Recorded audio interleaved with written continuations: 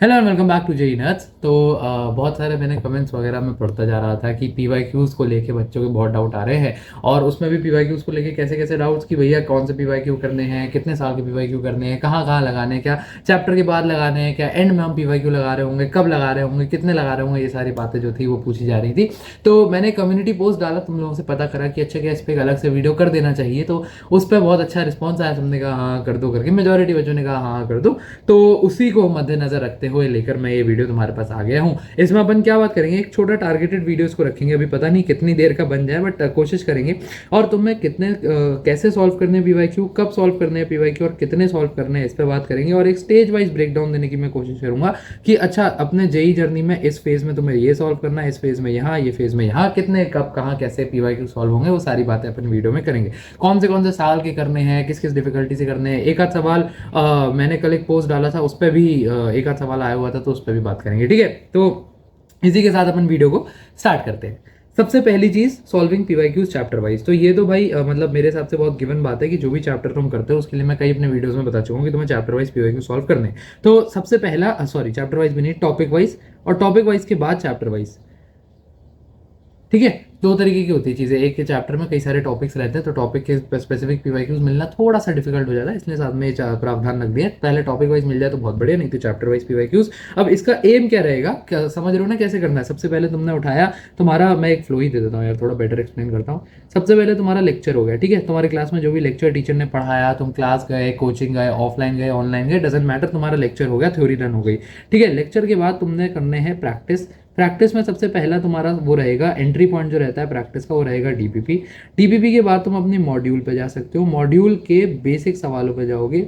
और इसके बाद जो है वो तुम्हारा पहली बार तुम्हारा दीदार होगा मेंस लेवल के पीवाईक्यूज से। ठीक है, और मेंस के पीवाईक्यूज के बाद तुम अपने मॉड्यूल के एडवांस लेवल के सवाल पे भी जा सकते हो, या फिर सीधा आ सकते हो एडवांस के पीवाईक्यूज पे। अब इसमें एक सवाल आता है कि भैया कौन इस पे जाए, कौन इस पे जाए। वो बच्चा जाए जिस पे अभी टाइम है, जिसकी 11वीं डन चल रही है, या 2027 टारगेट कर रहा है तो 11वीं अच्छी चल रही है, और 12वीं में, और जो 12वीं में है उनका 11वीं में बैकलॉग नहीं है, मतलब वक्त है तुम्हारे हाथ में। अगर सिर्फ बैकलॉग है तो सिर्फ ये स्टेप और ये स्टेप तुम्हारे लिए रहेगा, सिर्फ पीवाईक्यूज पर तुम फोकस करोगे। बैकलॉग वगैरह नहीं है, प्रिपरेशन ट्रैक पर चल रही है, तो ये पूरा जो 5-6 स्टेज का है इसको फॉलो करना है। अब यहाँ पे कितने करने हैं, अच्छा वो मैं आगे बताता हूँ। सबसे पहले एम क्या है, किस एम से तुम्हें इसको उठाना है। सबसे पहला, तुम्हारा कोई पर्टिकुलर टॉपिक जो है उसकी तुम्हें प्रैक्टिस होनी चाहिए।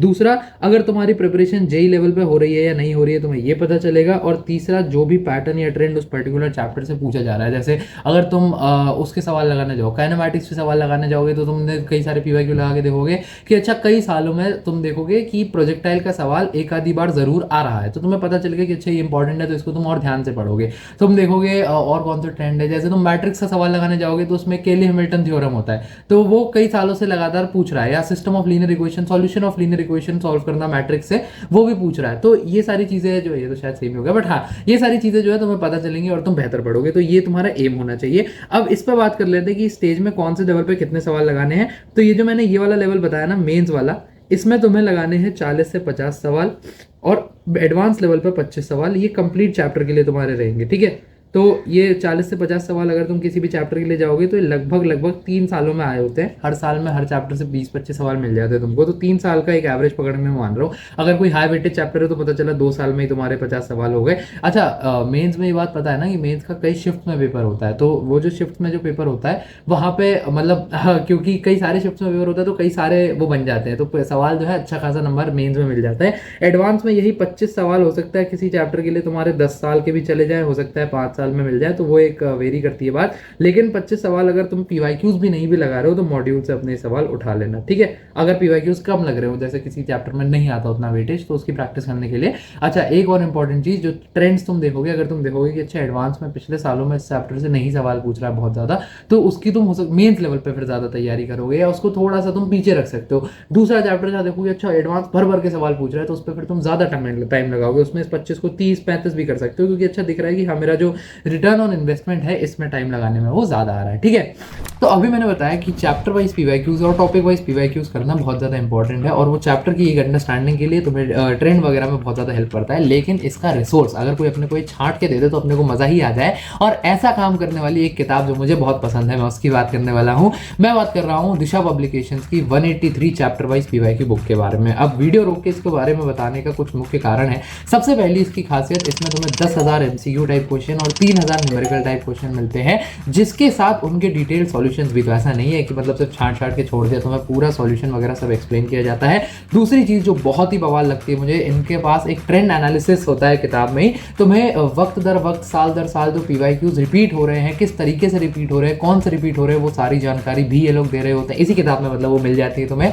इसके साथ साथ हर क्वेश्चन के साथ एक एनसीईआरटी पेज लोकेटर, ये मुझे कहीं भी नहीं दिखा। ये बहुत ही मतलब एक ट्रू यूएसपी है कि एक पेज लोकेटर होता है जहां पे तुम्हें एनसीईआरटी के कौन से पर्टिकुलर सेगमेंट से, थ्योरी सेगमेंट से वो क्वेश्चन आया हुआ है। सपोज करो तुमने कोई क्वेश्चन बनाया, तुमसे नहीं सॉल्व हुआ था, उस लोकेटर का इस्तेमाल करके तुम वापस एनसीईआरटी पे जा सकते हो, वो वाला सेगमेंट जो है उसको देख सकते हो, वहां से उसकी थ्योरी रिविजिट कर सकते हो और देख सकते हो कि अच्छा मुझे ये चीज़ इसलिए नहीं समझ आई क्योंकि मेरा ये पार्ट रह गया था।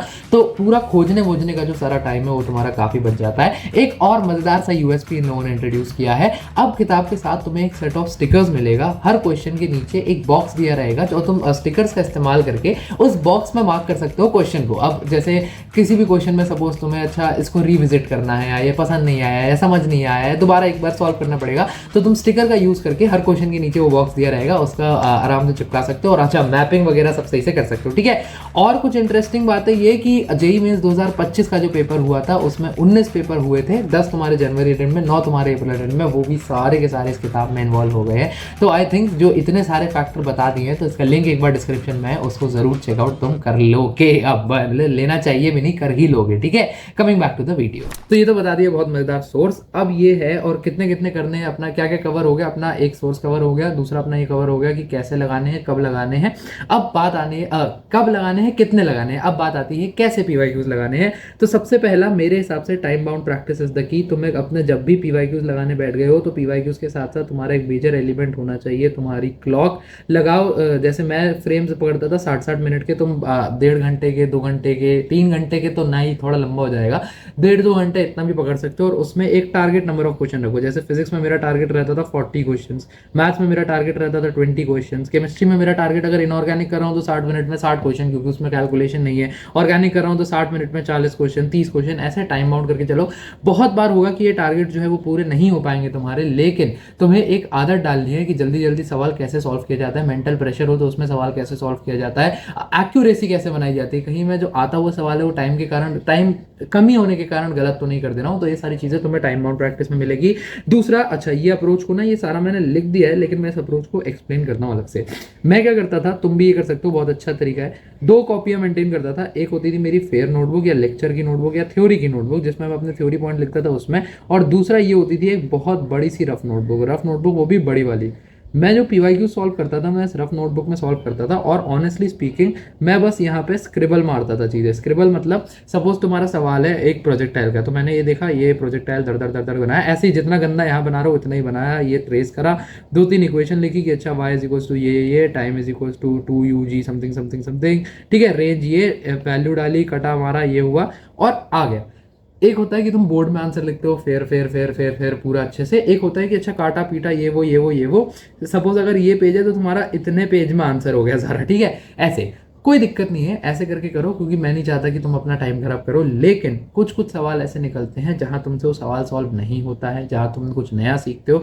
वो सारी चीज़ों को इस रफ वाले से यहाँ पे लाके इस फेयर वाले में ज़रूर लिख लो। और इस रफ वाले में भी ये जो गंदगी है, मैं एक खासा ध्यान रखता था कि इस गंदगी को इतना गंदा ना बनाया जा सके कि मैं खुद ना समझूं। तो इतना लिख लो कि एक बार भी अगर तुम्हें रिवाइज करना पड़े पीवाईक्यू उसको फटाफट, तो बस तुम गो थ्रू करो और तुम्हें समझ आ जाए कि अच्छा कोर आइडिया यहाँ पे क्या है। मैंने अपने मेंस के पेपर के 2 दिन पहले पूरे 2 दिन में यही करा था। जितने पीवाईक्यू सॉल्व करे थे सारे बस बैठ के पढ़े थे, कुछ भी पेन भी नहीं उठाया था, बस सारे बैठ के रीड आउट करे थे कि अच्छा हाँ यहाँ पे ये। उससे बहुत फायदा हुआ था मुझे। तो प्लीज इस तरीके से एक सॉल्विंग तुम्हें करनी है।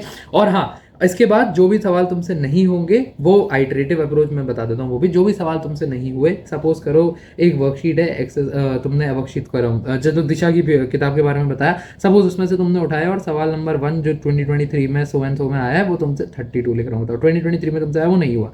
अगर वो नहीं हुआ तो उसको तुम्हें अच्छे से सर्कल मार्क करके रखना है। जो भी सेशन के बाद तुमसे जितने भी सवाल नहीं हुए उन सबको से मार्क करके रखना है, और कुछ कुछ वक्त के बाद उन पे तुम्हें वापस आना है। तो क्या करोगे, तुमसे सवाल पहली आइट्रेशन में तुमने करा, तुमसे सवाल नहीं बना, तुम गए, तुमने रिवाइज करा, उसके बाद तुम लाओगे यहाँ पे वापस और ये आइट्रेशन नंबर हो जाएगा 2। फिर नहीं बनेंगे कुछ सवाल, फिर आओगे, फिर करोगे, ऐसे ऐसे धीमे धीमे तुम इंप्रूव करते जाओगे। हर हर आइट्रेशन में जो नंबर ऑफ क्वेश्चंस तुमसे नहीं हो रहा होगा वो कम होता चला जाएगा। तो इस बात का ध्यान रखना कि ऐसा नहीं होता है कि पहली बार में सारे सवाल बन जाए, but it is very important कि जो पीवाईक्यूज तुमसे छूटे या जो भी सवाल भी प्रैक्टिस करो वो तुमसे छूटे, वो वापस आके तुमको वापस एक बार रिविजिट जरूर करने हैं। और ये जो एनसर्कल्ड सवाल हैं ये पेपर से पहले भी एक बार देख के जाने होते हैं, ठीक है। तो अभी तो पेपर में तुम्हारे वक्त है, बट स्टिल एक बार बात के लिए मैंने बता दिया। अब बात चलते हैं 2-3 पॉइंट रुक जाओ, पहले मैं एक बार वो जायजा ले लूँ कि कौन से कितने में, क्योंकि क्या है पीवाईक्यूज में बहुत सारी चीज़ें इस वीडियो में इंटरलिंकिंग भी है, तो मुझे थोड़ा डर है कि मैं बातें रिपीट ना कर रहा हूँ। हाँ, तो एक बहुत बड़ा डाउट आया, ये कम्युनिटी पोस्ट पे शायद बच्चे ने पूछा होता कि पीवाईक्यूज, रेफरेंस बुक्स, मॉड्यूल्स कब करना है, कहाँ करना है, कितना करना है। तो पीवाईक्यूज का कब तो मैंने बता दिया, बट बहुत दिन में सवाल आता है कि भैया मैं पीवाईक्यूज लगाऊं कि रेफरेंस बुक्स लगाऊं या मॉड्यूल्स लगाऊं, क्या सॉल्व करूं, इतना ज़्यादा चीज़ें इतनी सारी करने को। देखो इसमें मेरा सबसे वो है कि अगर तुम्हारा बैकलॉग बहुत ज़्यादा है, जैसे यहाँ पे बहुत सारा ऐसा बच्चा होता है जिसकी 11वीं जो है वो बर्बाद चल रही है, उसको जेई 2026 देना है। अगर तुम जेई 2026 एस्पायरेंट हो, तुम्हारा बैकलॉग बहुत ज़्यादा है और तुम्हारे पास वक्त कम है, तो सिर्फ पीवाईक्यूज लगाओ। कम से कम 5 साल के तुम मेंस के पीवाईक्यूज लगाओगे और 15 साल के तुम एडवांस के पीवाईक्यूज लगाओगे, ठीक है। ये बात रही कि अगर तुम्हारा जो है हालत ख़राब चल रही है। अब बात करते हैं कि तुमको जेई 2026 देना है, सपोज तुम्हारी 11वीं जो है वो ठीक हुई है, तुम्हारा बैकलॉग नहीं है, 12वीं के चैप्टर बस तुम्हें साथ साथ करने हैं, तो मैं कहूँगा कि तुम मॉड्यूल्स लगा सकते हो और पीवाईक्यूज लगा सकते हो। मॉड्यूल्स में भी, और अगर किसी कारणवश तुम्हारे पास मॉड्यूल्स नहीं है तो मॉड्यूल्स का ऑल्टरनेट तुम यूज़ करोगे रेफरेंस बुक्स को। यहाँ पे एक और ऑपरेशन लगेगा, ना कि एक एंड ऑपरेशन। बच्चे को लगता है कि मैं रेफरेंस बुक भी लगा लूँ, फिर मॉड्यूल भी लगा लूँ, फिर मैं पीवाईक्यू भी लगा लूँ, उसके उतना वक्त बचता ही नहीं यार, प्रैक्टिकल ही नहीं है वो बात। बहुत सारे बच्चे तुम मुझसे रिलेट करोगे कि यहाँ पे इतना वक्त है ही नहीं कि भाई साहब सारी चीज़ें लगा पाओ। तो मैं तुमसे ये उम्मीद भी नहीं कर रहा हूँ।